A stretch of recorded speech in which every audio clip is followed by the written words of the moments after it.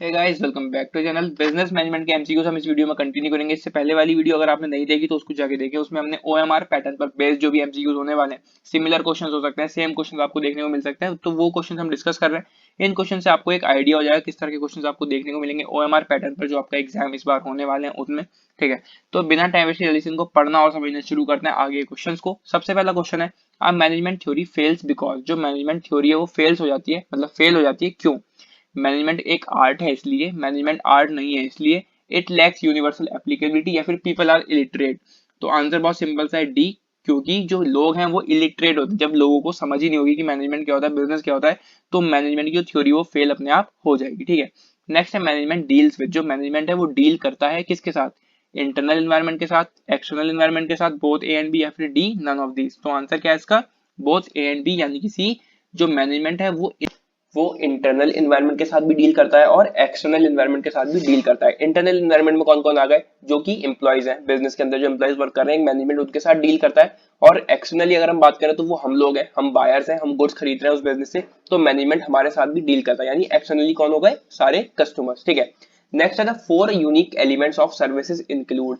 Service जो भी business provide करता है, सर्विसेज प्रोवाइड करता है, उसके 4 यूनिक एलिमेंट्स हमको बताने हैं। ठीक है, तो कौन कौन से 4 यूनिक एलिमेंट्स होते हैं सर्विसेज के? Option C is correct, intangibility, inconsistency, inseparability and inventory. ठीक है, नेक्स्ट है question number 38, how are principles of management form. जो प्रिंसिपल्स है मैनेजमेंट के वो कैसे बने हैं? ठीक है, इन अ लेबोरेटरी, किसी लेबोरेटरी में वो बने हैं, by experience of management, management के एक्सपीरियंस से वो बने हैं, by experiences of customer, customer के एक्सपीरियंस से बने हैं, या फिर by propagation of social scientist, या फिर सोशल साइंटिस्ट जो है उन्होंने उसको बनाया है। ठीक, तो कैसे वो बने हैं मैनेजमेंट के principles? Bye experience of management, management के एक्सपीरियंस से वो सारे प्रिंसिपल्स बने हैं। ठीक है, नेक्स्ट है observe the following management principles and pick the odd one out. पहले इन सारे मैनेजमेंट के जो प्रिंसिपल्स हैं इनको ऑब्जर्व करो और इसमें से ऑड वन आउट निकालो। ठीक है, यूनिटी ऑफ कमांड प्रिंसिपल है, यूनिटी ऑफ डायरेक्शन प्रिंसिपल है, मैक्सिमम आउटपुट या फिर इक्विटी। देखो इक्विटी भी यहाँ पर प्रिंसिपल, यूनिटी ऑफ डायरेक्शन भी प्रिंसिपल है, यूनिटी ऑफ कमांड भी प्रिंसिपल है।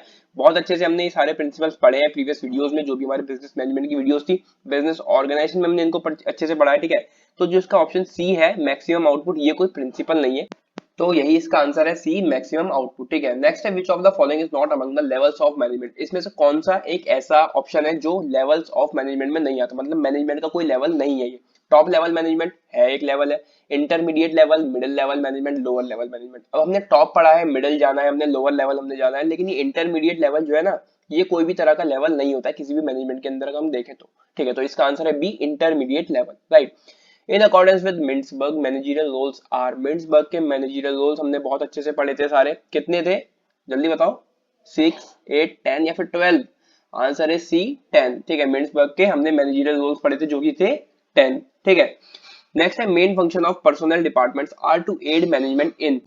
एक बिजनेस के अंदर जो पर्सनल डिपार्टमेंट होता है उसका मेन फंक्शन ये हमसे पूछ रहे हैं, तो ऑप्शन पढ़ते हैं फिर आंसर देते हैं इसका। Only selection, only training, only requirement, या फिर ऑल ऑफ दिस। तो जो पर्सनल डिपार्टमेंट है, यानी कि पर्सनल कौन? जो एम्प्लॉइज वहां पर वर्क करते हैं, तो जो पर्सनल डिपार्टमेंट है वो ये देखता है कि जो भी लोग वहां पर आने हैं उनकी क्या रिक्वायरमेंट है, कितनी रिक्वायरमेंट है, कितने लोगों की रिक्वायरमेंट है, उनकी ट्रेनिंग पर्सनल डिपार्टमेंट देखता है, उनका सिलेक्शन भी पर्सनल डिपार्टमेंट देखता है। तो सब चीजें पर्सनल डिपार्टमेंट ही देखता है, इसलिए इसका आंसर है डी, ऑल ऑफ दीज। ठीक है, तो हमारा डी इसका आंसर है। Next, according to the report of ministry of education of England, the functional areas of management are.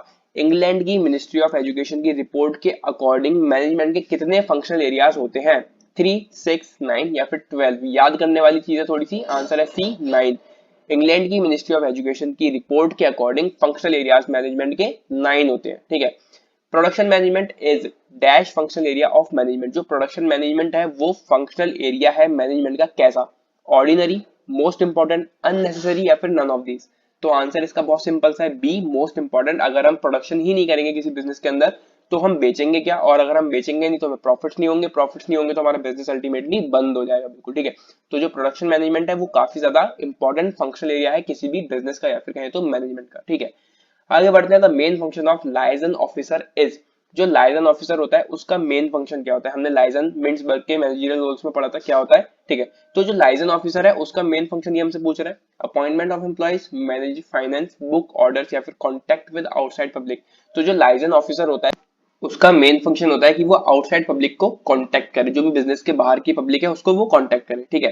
तो आंसर इसका डी है, contact with outside public. Next है, which one of the following roles involves in transmitting the internal and external information in judgement to the members of the organisation. इनमें से कौन वो व्यक्ति है जो ये रोल प्ले करता है कि जो इंटरनल और एक्सटर्नल इंफॉर्मेशन है या फिर जजमेंट है वो मेंबर्स तक पहुंचाता है ऑर्गेनाइजेशन के, ठीक है। कौन वो है व्यक्ति? डिसेमिनेटर, रिसोर्स एलोकेटर, डिस्टर्बेंस हैंडलर या फिर नेगोशिएटर। तो हमने मिंट्सबर्ग के मैनेजरियल रोल्स में इसके बारे में पढ़ा था, डिसेमिनेटर के बारे में, ठीक है। तो ये जो डिसेमिनेटर होता है ये सारी इंफॉर्मेशन, जजमेंट्स बिजनेस के जो भी अंदर एम्प्लॉयज है उन तक पहुंचाता है, जो भी मेंबर्स है उन तक वो सब चीजें पहुंचाता है, ठीक है। नेक्स्ट है the functional areas of management are, यहाँ पे कंफ्यूज मत होना। इंग्लैंड की जो भी हमने पीछे क्वेश्चन पढ़ा है, इंग्लैंड के मिनिस्ट्री ऑफ एजुकेशन रिपोर्ट के अकॉर्डिंग 9 होते हैं फंक्शनल एरियाज मैनेजमेंट के, ठीक है। लेकिन अगर हम वैसे देखें तो इसका आंसर है 6 यानी कि बी, ठीक है। क्वेश्चन नंबर 47 का आंसर बी है, 6 फंक्शनल एरियाज होते हैं मैनेजमेंट के। नेक्स्ट है, time study is part of, जो टाइम स्टडी है वो पार्ट है किसका? प्रोडक्शन मैनेजमेंट का, फाइनेंशियल मैनेजमेंट का, साइंटिफिक मैनेजमेंट का या फिर मार्केटिंग मैनेजमेंट का। साइंटिफिक मैनेजमेंट इसका आंसर है। हमने साइंटिफिक मैनेजमेंट में अगर आपने क्लास 11th में बिजनेस पढ़ी होगी तो वहां पर आपने जाना होगा कि साइंटिफिक मैनेजमेंट के अंदर कुछ प्रिंसिपल्स दिए हुए थे, उसमें से टाइम स्टडी एक उसका पार्ट था, ठीक है। नेक्स्ट है, techniques of management are applicable in, management की टेक्निक्स जो है वो एप्लीकेबल है कहाँ कहाँ पर? बिजनेस के अंदर, एजुकेशन के अंदर, सोशल या फिर ऑल ऑफ दीज।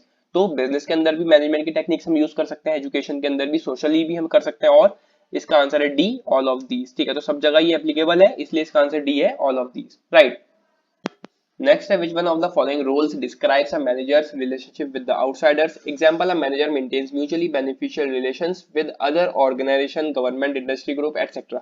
अगर कोई मैनेजर मेंटेन कर रहा है रिलेशनशिप दूसरी ऑर्गेनाइजेशन के साथ, जो बाहर के ऑर्गेनाइजेशन है उनके साथ, गवर्नमेंट के साथ, इंडस्ट्री ग्रुप के साथ, तो वो कौन सा रोल प्ले कर रहा है? सेम क्वेश्चन है, बस थोड़ा सा घुमा दिया लैंग्वेज को। अभी हमने पीछे जाना था, जैसे कि हमने पीछे जाना, मेन फंक्शन लाइजन ऑफिसर का क्या था? Contact with outside public. तो आउटसाइड पब्लिक में तो ये सब आ गए, जो दूसरी ऑर्गेनाइजेशन है वो भी आउटसाइडर हो गई, गवर्नमेंट आउटसाइडर हो गए, इंडस्ट्री ग्रुप आउटसाइडर हो गई, तो उनके साथ वो अपने रिलेशनशिप को मेंटेन कर रहा है। तो वो कौन सा रोल प्ले कर रहा है? डिसेमिनेटर का, लाइजन का, लीडर का या फिर नेगोशिएटर का? तो answer B is correct, liaison, ठीक है। आउटसाइड पब्लिक के साथ वो डील कर रहा है और अपने रिलेशनशिप को और ज्यादा मेंटेन वो कर रहा है जो बाकी आउटसाइडर्स है, ठीक है, जो ऑर्गेनाइजेशन है, जो गवर्नमेंट है, इंडस्ट्री ग्रुप है, उनके साथ, ठीक। The main function of liaison is, same question repeat हुआ है, जो मेन फंक्शन लाइजन का वो क्या होता है? अभी हमने जाना था, डी, कॉन्टैक्ट आउटसाइड पब्लिक, ठीक है। जो आउटसाइड पब्लिक है उनके साथ वो कॉन्टैक्ट करता है और रिलेशनशिप को और ज्यादा मजबूत वो बनाता है और ज्यादा बेनिफिशियल बनाता है दोनों के लिए, ठीक है। when tools and or raw materials are not found at the right place, जो टूल्स हैं बिजनेस के अंदर, जो रॉ मटेरियल है वो सही जगह पर नहीं मिले, ठीक है, सही जो उनकी होनी चाहिए वो उस जगह पर नहीं रखे उस कंपनी के अंदर, मैनेजमेंट प्रिंसिपल वायोलेटेड इज, कौन सा मैनेजमेंट प्रिंसिपल यहाँ पर वायोलेट हुआ है, मतलब कौन से प्रिंसिपल का यहाँ पर सही यूज नहीं हुआ है? स्केलर चेन का, ऑर्डर का, अथॉरिटी एंड रेस्पॉन्सिबिलिटी की या फिर इक्विटी का? तो answer B is correct, order. ये वो वाला ऑर्डर नहीं जिसमें हम किसी को हुक्म देते हैं, किसी को ऑर्डर देते हैं। यहाँ पे इस ऑर्डर का मतलब है कि जो भी बिजनेस के अंदर चीजें हैं, रॉ मटेरियल्स हैं, टूल्स हैं, वो बिल्कुल सही जगह पर होनी चाहिए, जो भी उनकी जगह है, ठीक है। एक ऑर्डर में वो वहां पर होनी चाहिए, ठीक है। तो जो ऑर्डर यहाँ पे प्रिंसिपल है वो वायलेट हुआ है, क्योंकि चीजें जो रॉ मटेरियल है, जो टूल्स है, वो सही जगह पर नहीं है, right. Next, in accordance with Henry Fayol, Henry Fayol के according the primary functions of management process are, जो मैनेजमेंट प्रोसेस है उसके प्राइमरी फंक्शंस ही हमसे पूछ रहे हैं कितने होते हैं। अगर हम हेनरी फ्यूल के अकॉर्डिंग देखें तो कितने होते हैं? 6, 5, 8 या फिर नन ऑफ दीज? तो आंसर है इसका ए, 5। कौन कौन से? एक सबसे पहले हमारा प्लानिंग आ गया, उसके पास ऑर्गेनाइजिंग आ गया, उसके बाद स्टाफिंग, डायरेक्टिंग और कंट्रोलिंग, ठीक है। तो ये 5 प्रिंसिपल्स हैं जो बहुत ज्यादा मेन है एक मैनेजमेंट प्रोसेस के अंदर हेनरी फ्यूल के अकॉर्डिंग, ठीक। आगे बढ़ते हैं, policy formulation is the function of, policies कौन बनाता है, कौन फॉर्मुलेट करता है? Top level management, middle level management, operational management या फिर ऑल ऑफ दीज? तो आंसर है इसका A, top level management. Top level management सारी पॉलिसीज फ्रेम करता है और जो मिडिल लेवल मैनेजमेंट है और जो लोअर लेवल मैनेजमेंट है वो उसको फॉलो करते हैं, ठीक है। On which form of communication do managers spend maximum time, कौन सी फॉर्म है कम्युनिकेशन की जिसमें मैनेजर्स अपना मैक्सिमम टाइम स्पेंड करते हैं? Oral communication, written communication, non verbal communication या फिर पिक्टोरियल कम्युनिकेशन? तो आंसर है इसका डी, पिक्टोरियल कम्युनिकेशन, जिसमें जो हमारे मैनेजर्स होते हैं वो ज्यादा से ज्यादा टाइम अपना स्पेंड करते हैं, ठीक है। नेक्स्ट है, management should find one best way to perform a task, which technique of scientific management is defined in this sentence? कोई भी टास्क करने के लिए मैनेजमेंट को एक बेस्ट तरीका अपनाना पड़ेगा। बेस्ट तरीका यानी कि एक मेथड, ठीक है। तो आप इसी से याद रखना, यहाँ पे मेथड स्टडी आ गया जो कि साइंटिफिक मैनेजमेंट की एक टेक्निक है। तो आंसर इसका डी है, मेथड स्टडी, ठीक है। नेक्स्ट है which of the following best describe mental revolution. पहले आप ये समझो कि मेंटल रिवॉल्यूशन होता क्या है। इसमें क्या होता है, जो भी वर्कर्स होते हैं या जो भी मैनेजर्स होते हैं बिजनेस के अंदर वर्क कर रहे होते हैं, वो अपने एटीट्यूड को चेंज करते हैं, वो मेंटल रिवॉल्यूशन कहलाता है। अब एटीट्यूड को कैसे चेंज करते हैं, मान लो एक एग्जांपल लेते हैं, 4-5 वर्कर्स हैं जिसमें से एक वर्कर जो है वो बिल्कुल फ्री बैठा है और जो बाकी के 4 है वो काम कर रहे हैं, ठीक है। तो अब जो पहला वर्कर है जो खाली बैठा है वो अपने एटीट्यूड को चेंज करेगा कि वो उनकी हेल्प करे, उनके साथ कोऑपरेट करे और उनके जो कॉमन गोल्स है उनको अचीव करने में हेल्प करे। तो वो मेंटल रिवॉल्यूशन कहलाता है, वो एटीट्यूड को चेंज कर रहा है अपने, राइट। खाली बैठा था, अब वो अपने एटीट्यूड को चेंज करेगा, उनके साथ कोऑपरेट कर रहा है, उनकी हेल्प कर रहा है और उन गोल्स को अचीव करने में उनकी हेल्प कर रहा है। तो वो हमारा मेंटल रिवॉल्यूशन कहलाता है। इसी तरह से मैनेजर्स और एम्प्लॉयज के बीच में ये चीज होती है। मैनेजर्स एम्प्लॉयज को सिर्फ देखे ना, सिर्फ उनको देखे ना, उनको सिर्फ हुक्म ना दे कि ये काम करो वो काम करो, बल्कि उनकी हेल्प करे, उनको गाइड करे, उनको मोटिवेट करे उनके गोल्स को अचीव करने में, ठीक है। तो इसका आंसर है A, it implies change of attitude. यही बेस्ट चीज है जो इसको डिस्क्राइब कर रही है मेंटल रिवॉल्यूशन को, कि इसमें क्या होता है, चेंज ऑफ एटीट्यूड, ठीक है। नेक्स्ट है scientific management were more concern with the problems at the dash level. जो साइंटिफिक मैनेजमेंट है वो और ज्यादा कंसर्न हो जाता है जब वो देखता है कि प्रॉब्लम्स इस लेवल पर है, हायर लेवल पर, मिडिल लेवल, ऑपरेटिंग लेवल या फिर नन ऑफ दीज। तो आंसर है इसका सी, ऑपरेटिंग लेवल। जब प्रॉब्लम्स ऑपरेटिंग लेवल्स पर होती हैं तब साइंटिफिक मैनेजमेंट और ज्यादा कंसर्न हो जाता है, ठीक है। Who propounded the theory of mental revolution. जो थ्योरी है मेंटल रिवॉल्यूशन की, ये किसने दी है, हेनरी फ्यूल ने, एफ.डब्ल्यू. टेलर ने, जॉर्ज आर टेरी ने या फिर नन ऑफ दीज। तो आंसर इसका बी, एफ.डब्ल्यू. टेलर। जो मेंटल रिवॉल्यूशन की थ्योरी है वो किसने दी है, एफ.डब्ल्यू. टेलर ने, राइट। नेक्स्ट है 62 question number, Henry fuel propounded theories of management. जो हेनरी फ्यूल है उन्होंने मैनेजमेंट की थ्योरीज दी है, काफी सारी प्रिंसिपल्स उन्होंने दिए हैं। वो कितने हैं, 13, 14, 15 या फिर नन ऑफ दीज। आंसर है बी, 14, राइट। तो ये थे कुछ और आगे के एमसीक्यूज बिजनेस मैनेजमेंट के। इस तरह के एमसीक्यूज आपको देखने को मिलेंगे आपके ओएमआर शीट पर जो एग्जाम होने वाला है बिजनेस मैनेजमेंट का, उसमें। तो अच्छे से इनको प्रिपेयर करो। इससे पहले वाली वीडियो में भी हमने कुछ एमसीक्यूज डिस्कस किए थे, उनको आप अच्छे से देखो, समझो, पढ़ो, याद करो, जो भी करना है करो, लेकिन अच्छे से इनको दिमाग में बैठा लो, ठीक है। सिमिलर क्वेश्चन आपको देखने को मिल सकते हैं, सेम क्वेश्चन आपको देखने को मिल सकते हैं, तो अच्छे से इनको प्रिपेयर कर लो। आने वाली वीडियोज में और क्वेश्चन हम डिस्कस कर लेंगे। आने वाली वीडियोस के लिए चैनल को सब्सक्राइब करो। मिलते हैं अगली वीडियो में, till then take care and bye bye.